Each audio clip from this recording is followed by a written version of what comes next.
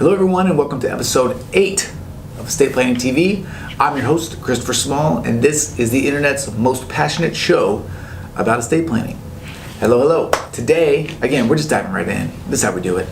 Today we're going to talk about sort of estate tax basics.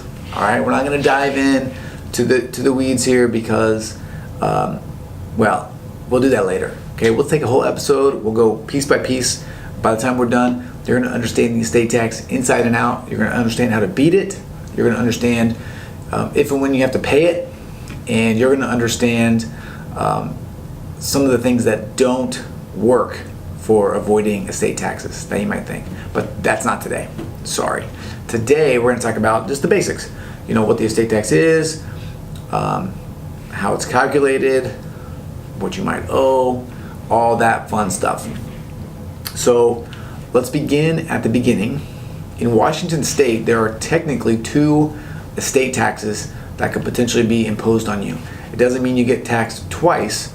It just means there are 2 different levels of taxation that exist.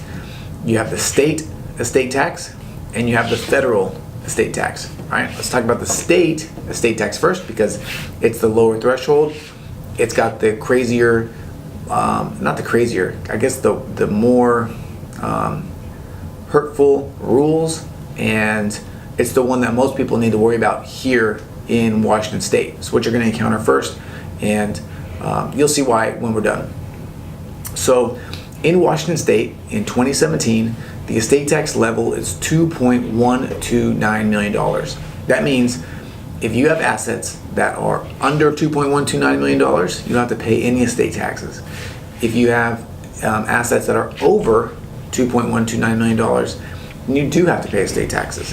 And now, when it comes to the word assets, right, let's define what that means, because people also have sometimes misinformed ideas about what that means.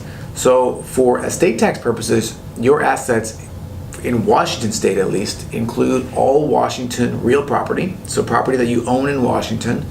It would include retirement accounts. It would include life insurance proceeds. It would include investment accounts. It would include cars. It would include businesses. Okay, and that's why in Washington State, it's not too hard to get to $2.129 million. I'll give you a perfect example. If you add up my home and the life insurance that I have on myself and the money that I have in the bank, I'm pretty much over that 2.129 million, right? And part of that's just life insurance, right? If you have robust life insurance, the life insurance that you should have, you're almost there, right? Because life insurance, this is a total tangent, by the way, right now, and we'll talk more about life insurance later, but you should have some good life insurance, okay? So if you're curious about that, you can call me and I can talk to you about it and set you on the right path, but I digress. 2.129 million is the number. If you're over that, okay, so the first million over 2.129 million, you pay 10% on. So from 2.129 to 3.129, you're going to pay $100,000 in estate taxes. That next million is going to be at 14%. Okay, so if you have $4.29 million in your estate, you're going to pay $240,000 in estate taxes.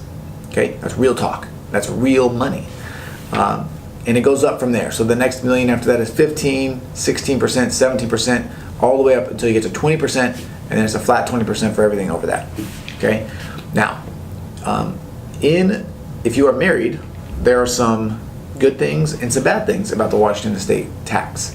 If you are married, then when you die, you can give all of your assets to your spouse without having to pay any taxes. Okay?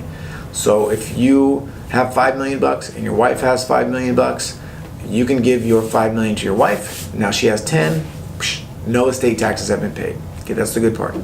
The bad part is when your wife dies, you're going to get taxed on everything over 2.129 million up to the 10. Okay? You cannot give your wife your estate tax exemption. Okay, that's called portability. So some places you can take your 2.129 million tax exemption and you can give it to your wife, so now she can have 4.8 whatever 2.129 million times 2 is, right? That's what you can have.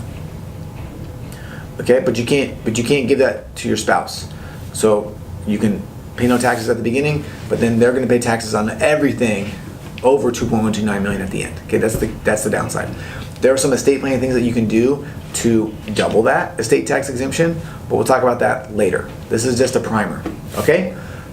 Now, there's a second estate tax, the federal estate tax. Okay, the federal estate tax starts at $5.49 million in 2017. Everything over $5.49 million, you're paying 40% on, okay? And that is a combined. So basically, whatever you're paying in Washington State, you would just subtract 40 from that, and so your total estate tax over 5.49 is going to be 40%. Significant.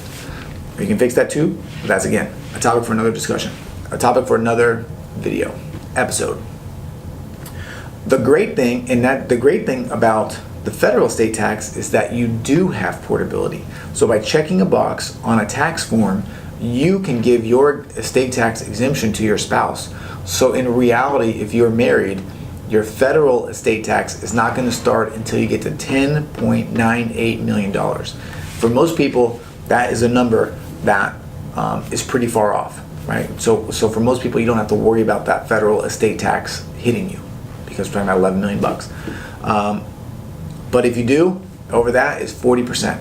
If you're not married, 5.49 million, everything over that, 40%. Okay, so real talk, that's sort of the basics on estate planning. The key is to remember that everything is included, essentially. And for federal taxes, by the way, that your assets essentially include everything. Okay, if you have foreign property, it counts. Foreign business, it counts. Okay, obviously all the property in the United States that you own counts. All the businesses that you own count. So it's really important to calculate what your total assets are correctly, so you can determine what your taxes are, so that you can strategize and plan to reduce those taxes as much as possible, still live an amazing life and have a lot of fun and do all the things that you want to do, but then not have to pay Uncle Sam a ton of money when you die.